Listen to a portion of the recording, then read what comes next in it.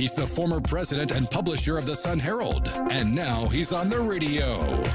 Welcome to Coast View with Ricky Matthews on SuperTalk Mississippi Gulf Coast 103.1. Welcome to Coast View, the show that celebrates the men and women who are making coastal Mississippi such a great place to live, work, and play.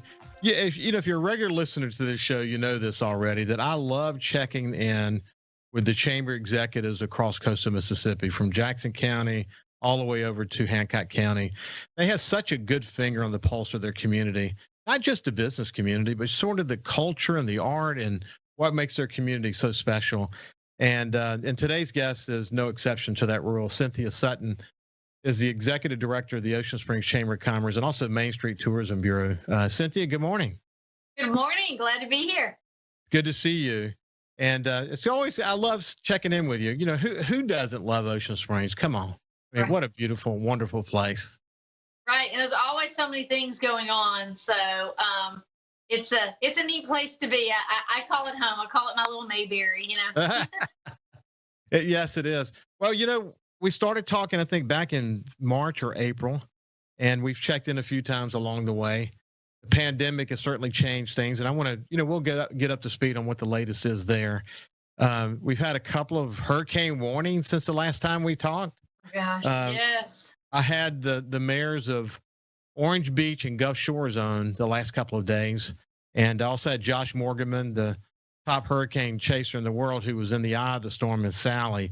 And believe me, after talking to those three guys, we did not want that storm. We were really, really lucky it didn't hit here. I bet you guys are counting your blessings as well. We are. I mean, it's amazing what those guys do. You know, we were kind of watching what some of the hurricane hunters are doing as well. But yeah, I mean, our businesses, our town, we were preparing, and we really didn't want it, you know, with everything coming up. And during the coronavirus and all that we have right now going on, no, we did not. And we were prepared. And, oh, gosh, we were blessed that we were spared. I mean, I feel for, you know, I have a lot of family over there in Pensacola and things like that. So I feel for that area. But we were blessed. We were blessed. They had 30 inches of rain. They had up to 10 feet of storm surge. They had, you know, tremendous tree damage. You know, good news is power is getting back on rapidly. They're going to make a quick recovery. In fact, one of the reasons they say they're having a great recovery is because the relationships they developed during the oil spill, you know, just across all segments of government's actually helping them.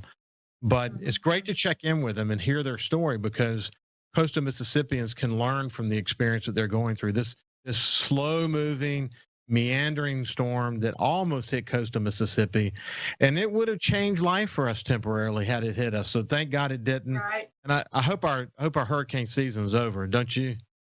Oh, me too. During the fall time is a busy time for us, especially in Ocean Springs, and we're on the end of the hurricane season by that time. So, oh gosh, we just hope that it just continues to show tradition and stay away from here on out, really. Exactly. Well, you guys have done a good job. I'm saying specifically the Ocean Springs Chamber, and staying in touch with the business community. You've got a lot to focus on. You have the festivals that are important to the community. You've done some innovative things like doing sort of a virtual mayor's State of the City address. You've started back your Facebook Live. Yes. That's really cool, where you're looking at culture and art and the business community. You're doing business focus. You got a lot going on. And I find this to be sort of a common theme when I talk to executives across the coast. So let's start with, how do you feel about how things are going as it relates to people, you know, wearing their masks and doing social distancing and all that? What are those efforts still ongoing? Yes, for us in Ocean Springs, those efforts are still ongoing. You know, there still is the mask mandate in place. So we are still working with our business community to still encourage them and their customers to wear masks and things like that as they come into their shops. You know, it is a funny time. And just like you said, you know, you're finding all over the coast, we're all trying to be creative right now and still try to keep the economy going and the commerce going. So that's hard. But, you know, being a Main Street organization, you know, we have 55 other communities that we lean on for that creativity. So we hope that things are going pretty well, and we're working to kind of keep the economy going. But because of this mask mandate, because of all this CDC guidelines and everything that we have to adhere to, we're doing the best that we can to kind of keep it going. Like I said, we have a campaign out there called Mask Up Ocean Springs. So we're trying to keep all the businesses educated on the rules and regulations that change with through the governor's office. And we've made these fun little signs and brought them to all the businesses that say, stay healthy, have a hand sanitizer station, please wash your hands when you come in and come out. And we also have been partnering with the Ocean Springs Fire Department, and they help us a lot with this mask campaign as well. So that's been a fun partnership to help work with our businesses on. It's really good to see the chamber working with the fire department on an effort like this. And they've been able to provide masks, and you guys have when you look around, it took a little while to get the education up. That's true with most cities, but I think people now do understand there's a direct relationship between washing your hands, not touching your face, social distancing, wearing a mask, and keeping the numbers down. You find that that's what you hear with people, that they have that common understanding now? Yeah, they do. It's kind of hard because, people go and move and they're touching everything. So it's kind of become a learned behavior, I think, for everybody in the community. With our restaurants or shops, they have to wear masks as well. And the customers that come in, it's just been, again, like I said, a learned behavior that we've all had to adhere to. But it's finally, in my opinion, coming along well. Everybody just kind of does it. We have probably 10 shops in Ocean Springs that sell masks. And people are getting them, and they're so creative. You'll walk around town, and I'll have one of my masks on, and somebody say, "Where's that from?" And I'll say, "Such and such shop. You need to go get it." So it's kind of also become a different kind of trend, and for like our shops, a different thing to get out to the community. I mentioned this last day or two on the air. I heard an interview with Bill Gates, who for many years has been focused on pandemics around the world. And one of the things that he talked about is something I think, we just need to remind ourselves of. Even if we get a vaccine, which he incidentally talks about having some of the smartest people in the world with new technology getting to a vaccine faster than we'll ever see, and we've never ever seen in our lifetime. But the fact is, even with that the pandemic could actually go into 2022 because of the ramp up of the vaccine process and all of that. And then we still may face some difficult times in the fall when you converge flu with the pandemic. And there are some schools of thought actually out there that the efforts underway to slow the pandemic down are actually going to slow the flu down. So hopefully that's the case. Yes. But we've got to learn to live in this new normal. There's not a day when someone's going to flip a switch and suddenly all clear and we can move forward. In some ways, it will really change everyone's view toward cleanliness and how germs are passed from one person to the other. It will change them forever. You sense that as well? Oh, I agree. Especially for someone like me, I kind of consider myself a germ freak. So it's kind of like, this is kind of a little more comfortable now. But yeah, I think it's going to be a new thing that people, and hopefully it's going to be a healthier way in general, because if people just learn to not cough in their hand, not touch their face, touch a doorknob. Some people don't think all these people that are out there are high risk just on a normal basis, not during pandemic season when somebody has the flu or somebody has the cold, touches a doorknob, how other people that are really susceptible to that kind of stuff, how it makes them sick. So I do think it's a new way that everybody is beginning to think, and hopefully in the end, it will help the majority stay safer. So yeah, I think it's very interesting. I saw where the mayor, in partnership with you guys, did his virtual State of the City address. How did that go? How did people receive it? I watched it actually, and thought that the technology worked really nicely. So talk to me about it. Yeah, well, it was very interesting, very creative. The mayor came to us and said he wants this certain product. He wants it to look a certain way. And for all of us, I would say all of us around here, it's the technology age is still a newer type of thing. Everybody's used to face-to-face interaction, coming, sitting down for breakfast or for like State of the City, coming and mingling and things like that. So to do a virtual State of the City, we wanted to take that on because we thought it would be cool and interesting. And if you know the mayor, he is very, into that technology in this day and age. So we thought, what a great way to kind of showcase that. And, like I said, he wanted it to look a certain way. So we work with this company called Gulf Coast Studios that actually, oh my gosh, you should have seen this. Over at the Walter Anderson Museum of Art, we set it up, we filmed it. It was amazing. He had a teleprompter to read from. So it was really cool. And, like I said, innovative, like television stations and things like that are used to that kind of stuff. But as for just a regular old Chamber of Commerce, that's kind of a new thing for us. And I think it went well. He was very informative. Gave a lot of updates that the city has been working on that I think a lot of people probably didn't know about, like the fire department's new training facility and things like that. So it was very well received. Everybody seemed to love it. We are still getting feedback from it. Well, I think you can, if people, whether you're from Ocean Springs or not, you can go see his State of the City address at the Ocean Springs Chamber website. You can certainly go to the city website. And I like the way that as he talked, key elements of the speech were sort of, right. The bullets would pop up so you could see what he was talking about. I think we're going to see more of that going forward. This is Cynthia Sutton. We'll be back to her in just a second. She's the executive director of the Ocean Springs Chamber. And, we're going to continue the conversation on the other side of this break. You can also listen live to SuperTalk Mississippi Gulf Coast 103.1 on your Amazon Alexa devices. Once you've enabled the skill, just say, Alexa, open SuperTalk Mississippi Gulf Coast.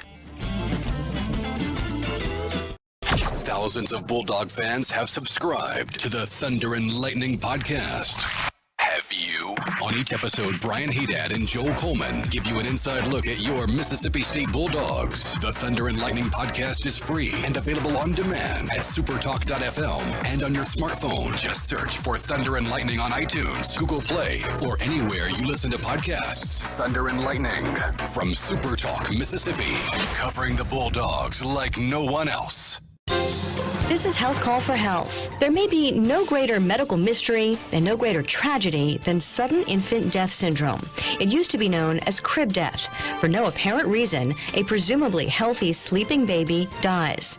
Medical experts don't have clear-cut answers to what causes sudden infant death, or SIDS, but now they have two risk factors: smoking and drinking during pregnancy beyond the first 3 months. A new study finds that babies whose mothers drank alcohol and smoked tobacco after the first trimester are at far greater risk of SIDS, 12 times greater.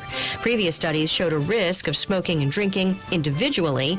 This study says doing both drastically increases the danger.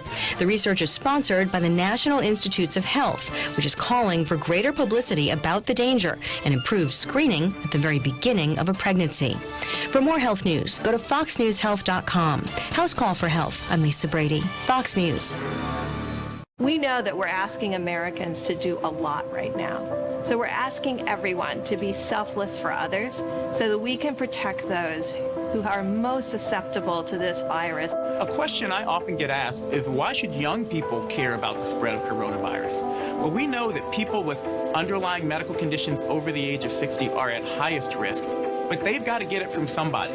Social distancing is really physical separation of people. It's what we refer to when we ask people to stay at least 6 feet apart. Not going to bars, not going to restaurants, not going to theaters where there are a lot of people. It all just means physical separation so that you have a space between you and others who might actually be infected or infect you. We all have a role to play in preventing person-to-person spread of this disease, which can be deadly for vulnerable groups. For more information on how you can social distance, please go to coronavirus.gov.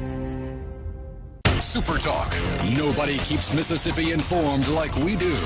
With 12 stations covering all 82 counties. If it happens in your state, we're on top of it. The news, the weather, the sports, and the talk that's important to you. The issues that matter to you, your family, and your bank account. It's all right here. And when you're away from home, depend on the SuperTalk app and supertalk.fm to stay in the know. We're proud to serve our fellow Mississippians. SuperTalk Mississippi. Talking to the people that help make the coast such a unique place to live. This is Coast View with Ricky Matthews on SuperTalk Mississippi Gulf Coast 103.1. Welcome back to Coast View. We're having a conversation this morning with Cynthia Sutton. She's the executive director for the Ocean Springs Chamber of Commerce and also Main Street Tourism Bureau. And Cynthia, have we ever met? I mean, in person? I think we have, and it was many, many years ago. Yeah. So I don't remember, but it's interesting. I've met so many people through this show that some I knew, some I didn't know. Like, for example, Milton Segura. I didn't know Milton Segura, but he's been on the show like 7 or 8 times. I love the dude. I think he's a great leader for coastal Mississippi, and yes, he's got a lot of horsepower, and he's done such a wonderful job of communicating across so many, stakeholder groups. And we've been aligned around what it's going to take for us to be successful in this pandemic moment. But we did a live remote from the new aquarium, and let's see, I'm trying to remember what the situation was, but it doesn't matter. We had this live remote for SuperTalk, and Milton walks in. And I said, "Well, Milton, how you doing?" Well, the first thing that I noticed, obviously, that he's 6'3", so he's just big guy. And I said, "Everything about you is exactly what I expected, except you're tall. You're really tall." So, you don't get to see that when you do this show. That's one of the interesting things. And I'm a guy who likes to meet people and shake their hand. I'm a hugger. I want to, have communication with people. And because my mother is vulnerable, my wife's mother is vulnerable, we've been really careful. In fact, the other day I went to a Bako McCarty dinner, and it's the first time that I had been out in the public in that kind of way since the pandemic started. And, wow. Of course, I was really leery. I didn't want to shake anybody's hands, which I really didn't. And had my face. It's funny how people still do kind of reach out and still want to like shake hands. Yeah, they can't have it. Yeah, some people, like, well, I won't mention his name, but one guy reached out to shake my hand, and I kind of gave him my elbow, and he goes, "Oh, you're one of those." Whatever. Right. But anyway, it's so interesting. We've gotten to know each other through this show, and I've gotten to know so many cool people through this show. I mentioned on the air not too long ago that we've had like 270 of these conversations since we started. Oh my gosh, that's amazing. Hundreds of thousands of views on Facebook and YouTube. It's been awesome just, getting this information and developing friendships with people like you. So we talked about the state of the city address that the mayor gave. Kind of an innovative approach. I think you'll be seeing more of that, as I mentioned a few minutes ago. You're starting to do your Facebook Lives again. You like to focus on the arts and culture and the business community around town, which I think is so important, especially in places like Ocean Springs, where the art and the culture, well, that's true of every community, but especially in Ocean Springs. How does it feel to kick that back off? Oh my gosh, it feels so good. It's like we were talking about the technology and things like that. So many people look at Facebook. So many people love Facebook Live and things like that. And in Ocean Springs, our local demographic is still a little bit different. We still like just what you just said, the face-to-face, the interaction.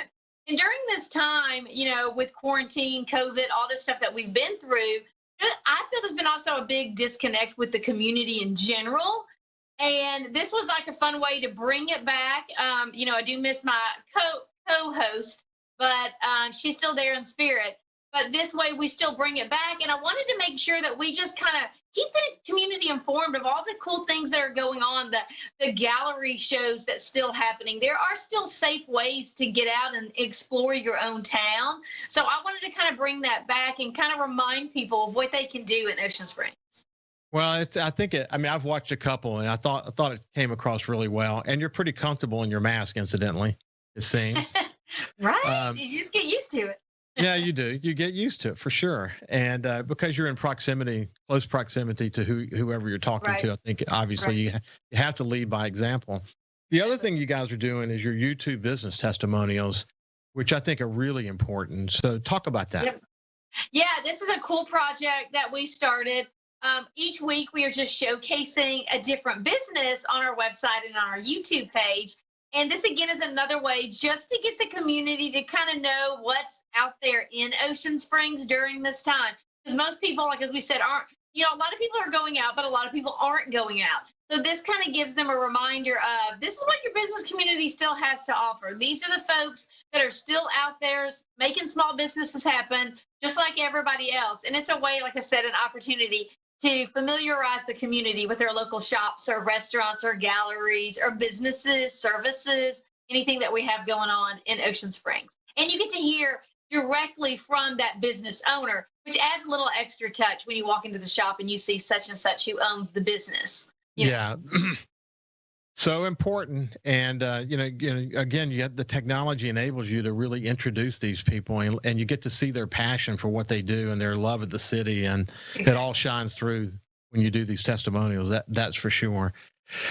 So I had a good conversation recently. I'm going to have him on the show soon. Woody Bailey, who's so important to the Cruising the Coast effort. And, Milton Segura and I have talked about this. Milton actually may join us when Woody is on. But, I would think that Cruising the Coast, this is my estimate, even though the numbers are down now in terms of registrations, I fully expect them to pick up. And the reason why is because we already know that 80% of the people who visited here before COVID drove here, and that people feel safe in their cars. And with issues around college football and other things in people's lives, they want to get out. They're all cooped up. They want to get out. They want to come to something like Cruising the Coast where they can feel safe and be inside their car. I think that Cruising the Coast is going to turn out to be an epic event. Now, they're not focused on the numbers. They're focused on having a safe event. And when people come here, they can experience it and then leave and go back and tell all their friends wherever they come from in the country, because people come from all over the United States, that this is a great place to visit. So they're really focused on making sure it's a safe visit. But I can't help but focus on the possibility that the numbers will be strong as well. Are you guys looking forward to this event in Ocean Springs?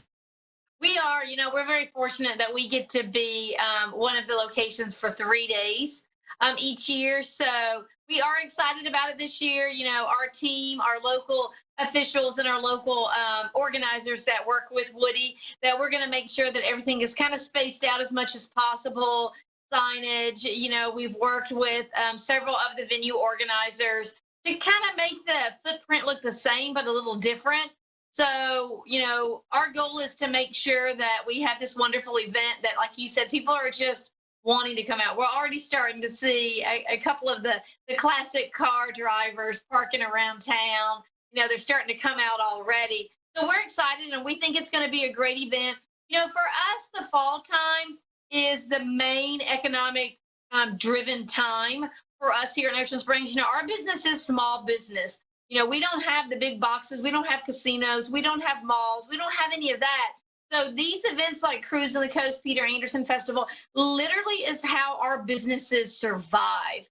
So We're excited to have it, but we are working with Cruising and our local officials to do everything that we can to make it as safe as possible. So let's, I know that the Peter Anderson Museum Peter Anderson Festival is a slightly different kind of festival. As it relates to, you just can't just go do it the way you normally do it. Right.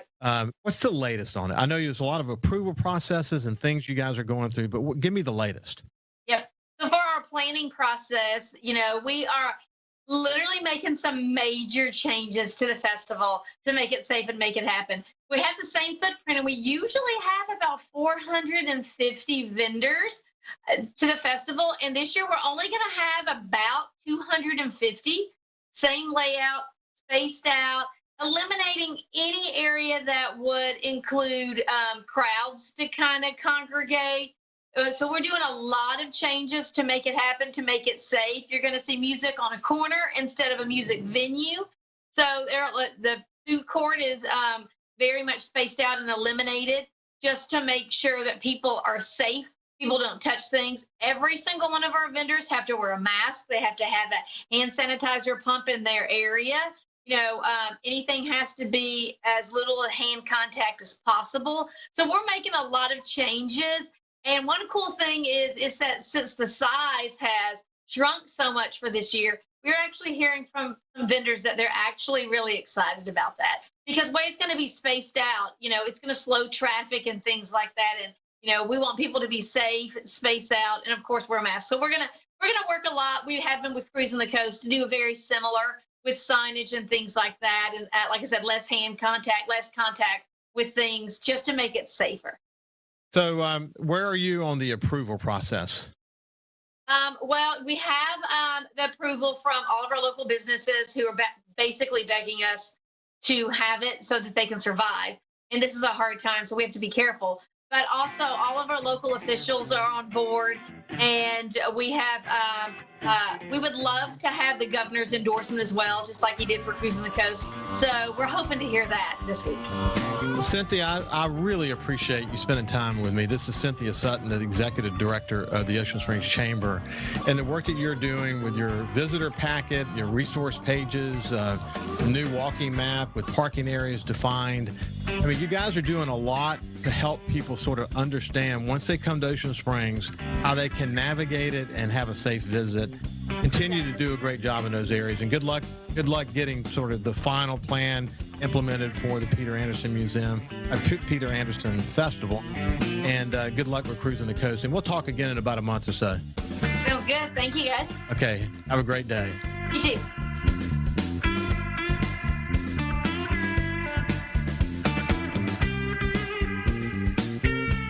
The stay-at-home orders, a new state flag, the mask mandates, the protests and riots in many of our nation's cities, the battle for the White House. So far, 2020 has been a year like no other, and only one radio station has covered it all from a Mississippi point of view. SuperTalk Mississippi. And hang on, because who knows what 2020 will bring us next. Whatever it is, SuperTalk will be right here to deliver it to you live. Listen in all 82 counties statewide. SuperTalk Mississippi. Be sure to go by this station's website and check out the half-off deals. Audubon Zoo tickets for just $15. That's half price. $30 zoo tickets for just $15. Again, go to this station's website or Facebook. Look for the half-off deals logo to purchase yours now. Heart attacks and strokes don't stay home. So don't avoid the ER out of anxiety. Don't die of doubt. If you have an emergency, call 911. When seconds count, the hospital is the safest place to be. Hey, I'm Steve Azar, and you never know who or what you'll hear when I spend a Mississippi Minute with my friends. Talking to Paul Thorne, Mississippi true treasure, really incredible recording artist, singer, songwriter, has been doing it a long time, doing it the right way. It's almost like a Forrest Gump thing because I was a boxer, / I worked in a furniture factory, / I had a gig 2 nights a week playing my acoustic guitar in a pizza restaurant, / I was in the National Guard, and all this stuff was going on at the same time, / I had a writing contract with Rick Hall and Fame. In a Mississippi Minute. Be sure to check out In a Mississippi Minute with me, Steve Azar, right here on SuperTalk Mississippi, the SuperTalk Mississippi app, and now available on iTunes, Google Play, and Stitcher. There's a place to share gossip about the office party fun, and a place to share the story you tell everyone. There's a place to share a laugh about when things went wrong, and a place to share the video of you dancing to your song. There's a place to share spare change, lunch, and your time. But we could all be better at sharing how we're feeling inside. 76% of employees have struggled with at least one issue that affected their mental health. When you share, you're not alone. Feeling down? Here's your prescription for a daily dose of good news and positive vibes. Good Things with Rebecca Turner. Every afternoon, Rebecca highlights all the good things happening right here in the state you call home. Daily exposure to Good Things with Rebecca Turner may cause smiling, feelings of positivity, happiness, and even laughter. When you experience these symptoms, tell your friends to listen. Okay. Weekdays starting at 2 p.m. here on SuperTalk Mississippi and now on Amazon Alexa devices. This is House Call for Health. There may be no greater medical mystery and no greater tragedy than sudden infant death syndrome. It used to be known as crib death. For no apparent reason, a presumably healthy sleeping baby dies. Medical experts don't have clear-cut answers to what causes sudden infant death, or SIDS, but now they have 2 risk factors: smoking and drinking during pregnancy beyond the first 3 months. A new study finds that babies whose mothers drank alcohol and smoked tobacco after after the first trimester are at far greater risk of SIDS, 12 times greater. Previous studies showed a risk of smoking and drinking individually. This study says doing both drastically increases the danger.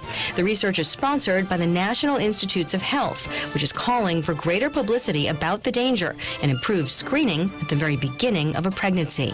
For more health news, go to foxnewshealth.com. House Call for Health. I'm Lisa Brady, Fox News. You could be spreading the coronavirus without realizing you have it, so do your part and stay home. It's important to limit in-person interaction with anyone outside of your immediate household, but phone and video chat are safe ways to connect. It's also important to limit social gatherings. If you need essential items like food and medicine, try using a delivery service.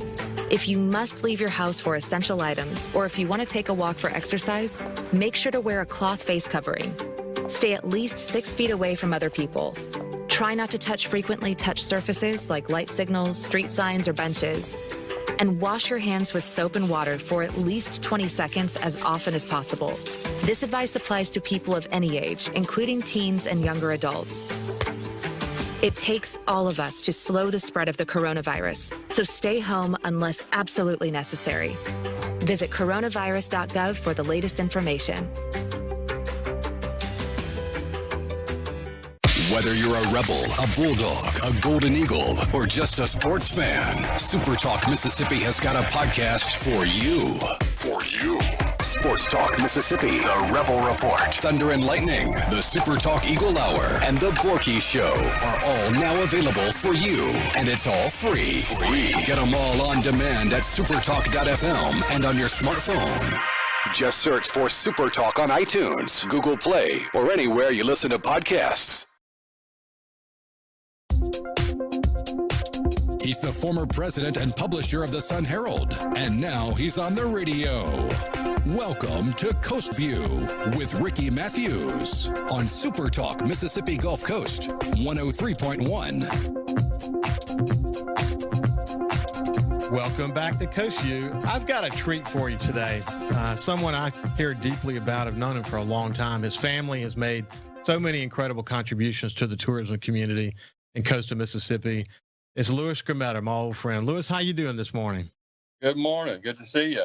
It's good to see you too. Look, you've always been passionate about tourism. You've been passionate about the environment, and your family. I mean, y'all have had some role in ferrying people to Ship Island since like 1926. Is that right? That's right. Started out with the converted oyster schooner going out to the Isle of Caprice in 1926.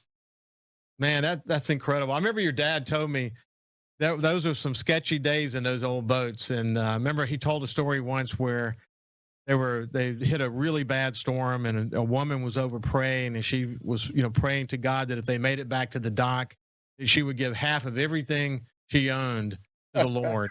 You remember the rest of the story? Oh yeah.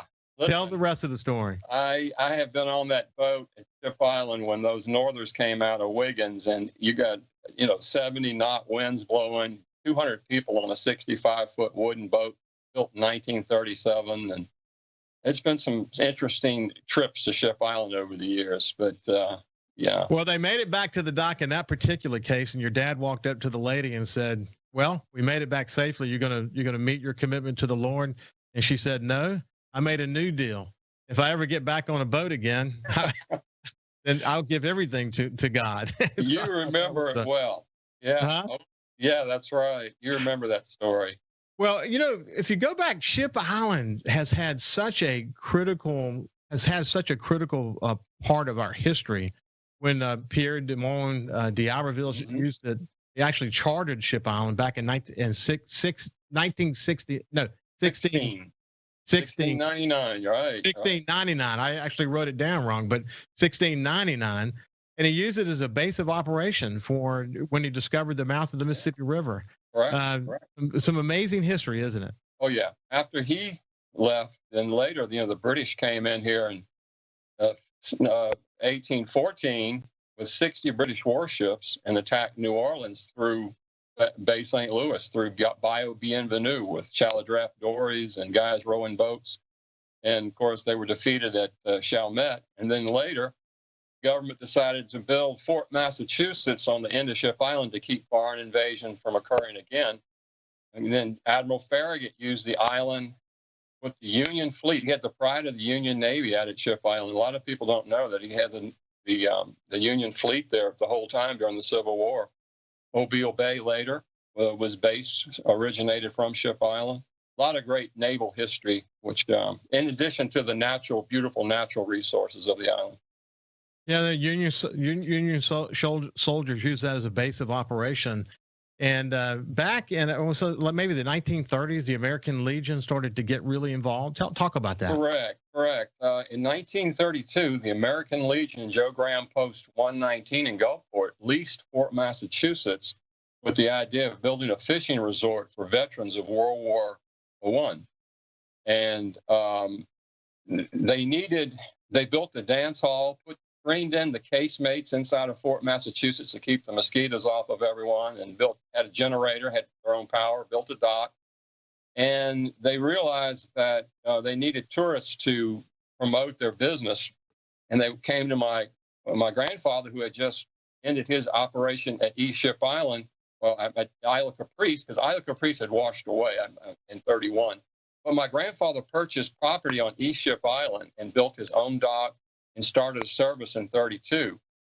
They talked him into moving to their operation in 33 with an exclusive that he would have the exclusive to run people from Biloxi to Ship Island. And that started a handshake in 1933, and that's how long we've been in business.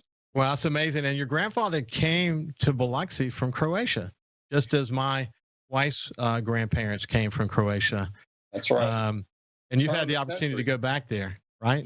Yeah. So yeah, I've been several times. We still have contact with our relatives there and on the island where my grandfather came from. And it was a group of 4 men that came over here. It was an interesting story.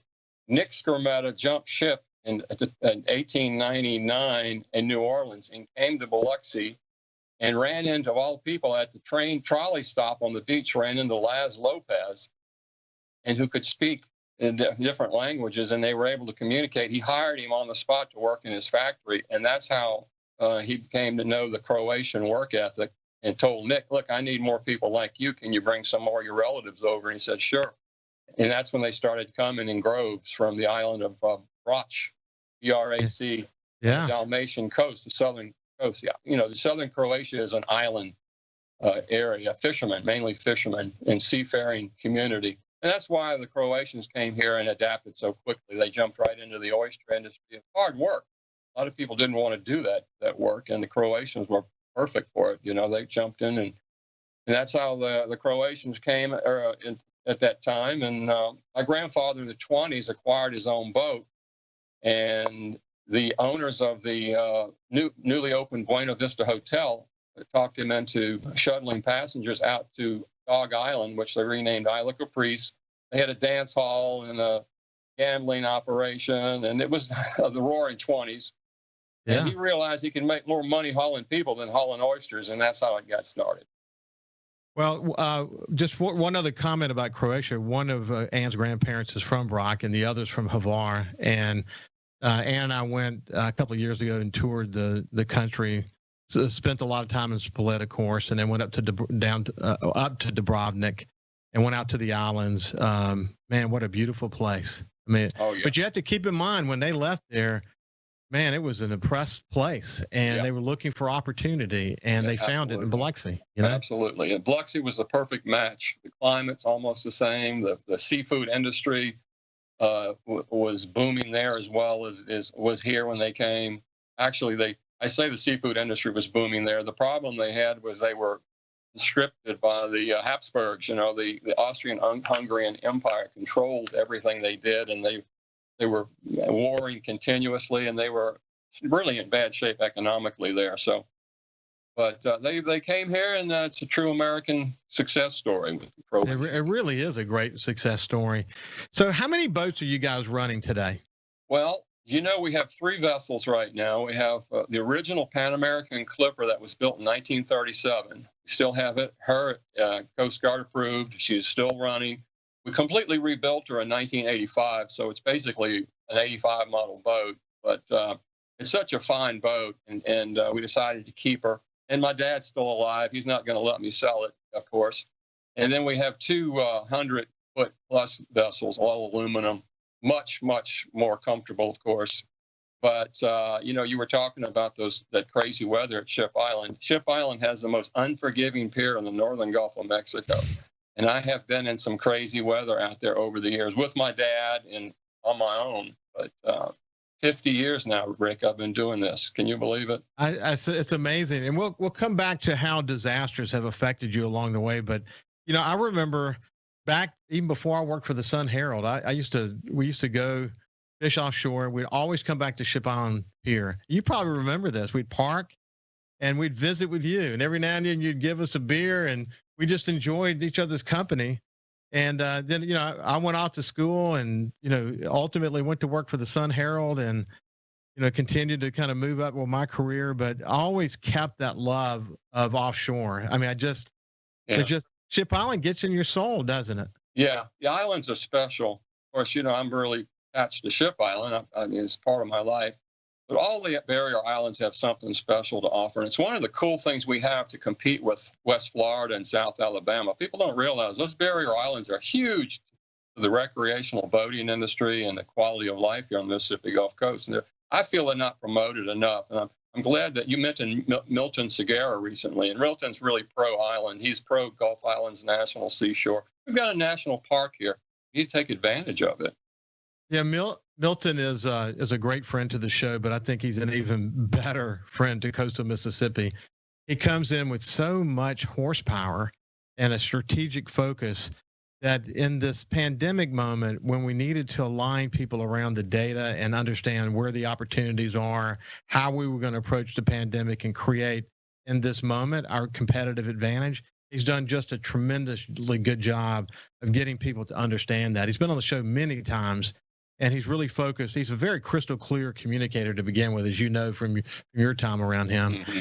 But he believes in this place and believes that even in the pandemic, we can create such a competitive advantage because we've got so much to be thankful for in this, not only the natural resources, but the collection of communities that make up coastal Mississippi. Louis, why don't we do this? When we come back from the break, I want to get into the reality that when you're in the business that you're in, you are so much at the disposal of the natural resources, and unfortunately, disasters along the way. And you've seen your fair share, whether it was Katrina or most recently Sally or the algae bloom. You've had to deal with it, and you guys have stood the test of time. When we come back, I just kind of want to walk through some of that. So this is Louis Skrmetta, and we'll see you on the other side of the break.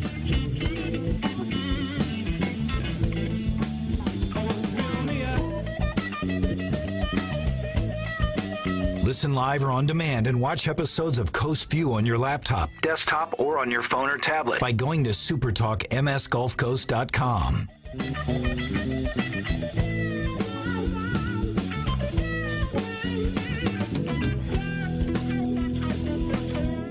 Be sure to go by this station's website and check out the half-off deals. Audubon Zoo tickets for just $15. That's half price.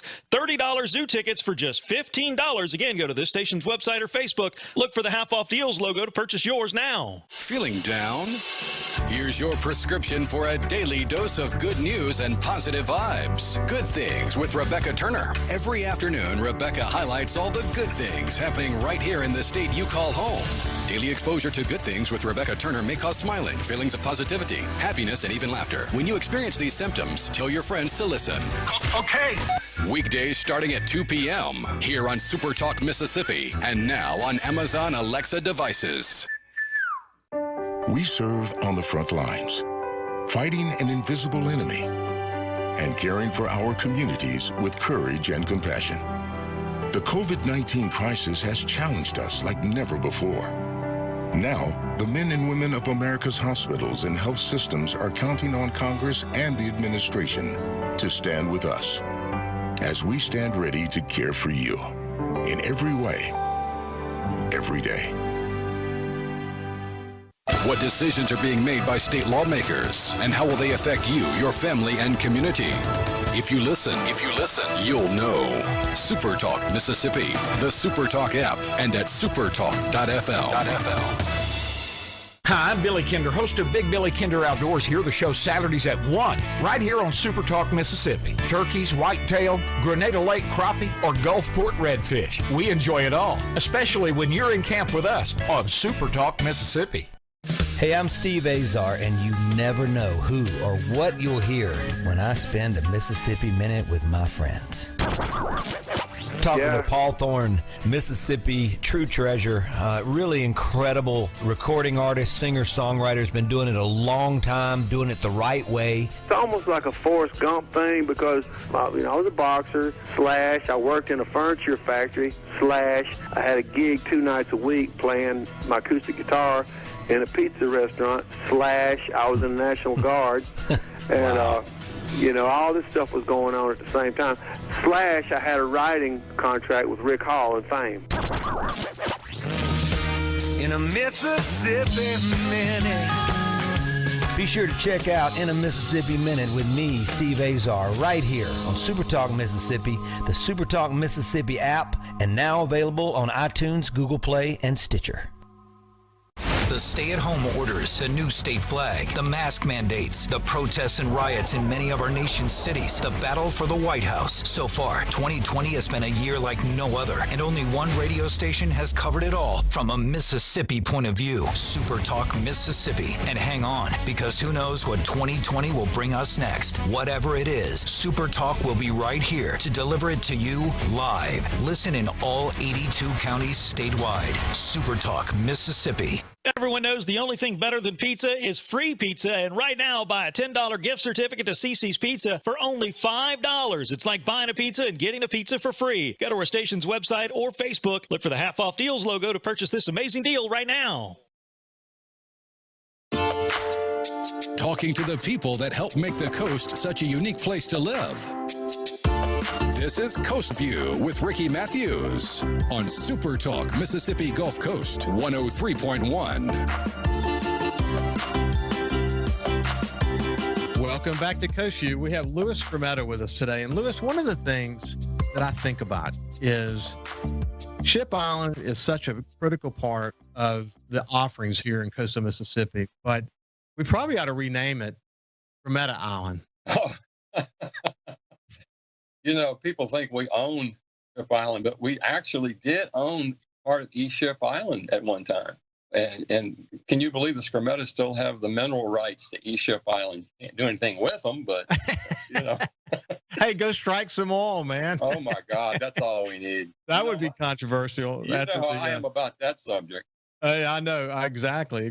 Hey, listen, but I mean, it's so true that your family has had such a fundamental contribution, impact to that island. It's just incredible. And I'm honored to call you a friend, and I've really enjoyed kind of watching your contributions over the many years.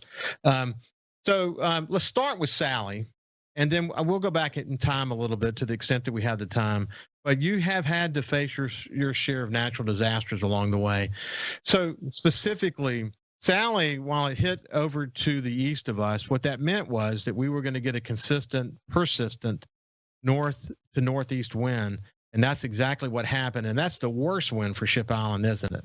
Absolutely. The dock is out on the open.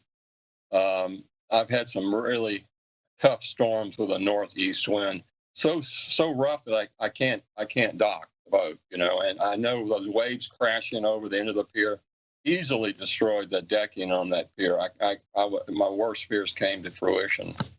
Yeah. So what's the read on what it's going to take to repair it this time? Looks like the National Park Service is on it right now, but it will be several months before they can complete it. They're going to have to do a complete rebuild this time on the stringers, all of the hardware, the fastenings. They used galvanized fastenings when they rebuilt it. And this time, I think they're going to do something different, maybe with stainless steel fastenings and go with flow-through decking. The new concept is flow-through decking, where that water will just break through the deck like a grate. And so the superintendent's a good guy. He's really supports us and supports the Mississippi District. And he told me that we're going to do it right this time, but it's not going to be done by November 1. That's our official ending. But But next mid-March when we start up, we should have a new pair. So the galvanized fasteners, those in salt water over time, they start to weaken, don't they? Absolutely. And is that part of the problem? Well, they use stainless steel nails on the decking and screws, but the big heavy stuff that you secure the stringers to the concrete pylons, for some reason they went with hot dip galvanized, and it doesn't last. If you get 10 years out of it, you're lucky. Just like a wooden boat, in the old days, the old wooden boats would have lasted a lot longer had they gone with stainless. But anyway, I'm a big believer in stainless steel, 3/16 grade stainless in that marine environment. So it's interesting. You kind of take it in stride because you're sort of getting used to it. But before we move on to how other things have impacted you through the years, speak specifically to what you guys are going to do to sort of supplement and diversify, your revenue stream during this downtime. Well, that's a great question. We have these 3 boats. We have almost 20 employees right now. We are going to focus on the dolphin cruises right now, Rick. We started that last year. We're going to expand on that, maybe add more frequent trips. The Gulfport Channel has a great population of dolphins, and with the aquarium opening up, we think that's a great marriage for passing visitors coming to the Gulf Coast. So we're going to focus more on our dolphin cruises using the old Pan American Clipper, the old 65-foot wooden boat, which people love. And the dolphins know that boat, by the way. When I go out of the harbor, the dolphins come to that boat. Amazing. But people really respond to it. They love it. It's a 90-minute cruise, and they don't go far from shore. A lot of people are a little hesitant to go all the way to Ship Island. So this is a whole different visitor profile that's riding the boat with us. And then we're doing our evening cruises now. We're starting to move into sunset cruises and cocktail cruises more. Doing those every weekend through Thanksgiving until the weather starts to get, rough. Which is December. I love the idea I always have the idea of the dolphin cruises, and it is such a great fit with the new aquarium. I mean, when I went, we did a live remote from there and had the opportunity to kind of go see it behind the scenes and so on. When you stand on the sort of the campus of that aquarium and look out over the harbor, man, it is special. I mean, the way this whole thing has been laid out, it's got to make you super excited about the future. Absolutely. I was disappointed that they decided to hold off on the crosswalk going into the Gulfport Harbor, because I think that would be a major asset. The Gulfport Harbor is fabulous, and if you can allow people to walk into the harbor, it's going to change the whole dynamic down there. I hope they get the funds to do that crosswalk. Yeah, according to the mayor, at least the last I heard, things are progressing well there, and we should see that at least get started and relatively soon. Hey, we're kind of running out of time, but I just want to say that in spite of the challenges you guys have had to face over the year, from Katrina and the algae bloom and Lord knows what else, I can't tell you how much I appreciate the fact that you guys stay in there swinging. You have defined yourselves, and I do believe we should rename the islands the Scrometta Island. Maybe I'll start a little effort to get that done. Oh, well, I appreciate it. We're gonna hang in there. We're a small family operation. We keep costs down because we operate our own boats. Family members, our crew. We've got the Scromettas are prolific breeders, so we've got plenty of staff. And but it has been a challenge this year. I'll admit to you, Rick, this is the toughest year I've had. So pray for us this winter, and hopefully we can get through it and have a new year in 2021. Yeah, I know, man. I pray for your family too, my friend. Hey, God bless you, and hang in there. We'll touch base with you again in a month or so, just see how you're doing. There you go. Thank you so much. Appreciate it. Okay, Louis. This has been Louis Scrometta, and we'll see you later. Have a great day. Follow SuperTalk Mississippi Gulf Coast 103.1 on Facebook. Facebook.com/SuperTalk MS Coast 103.1.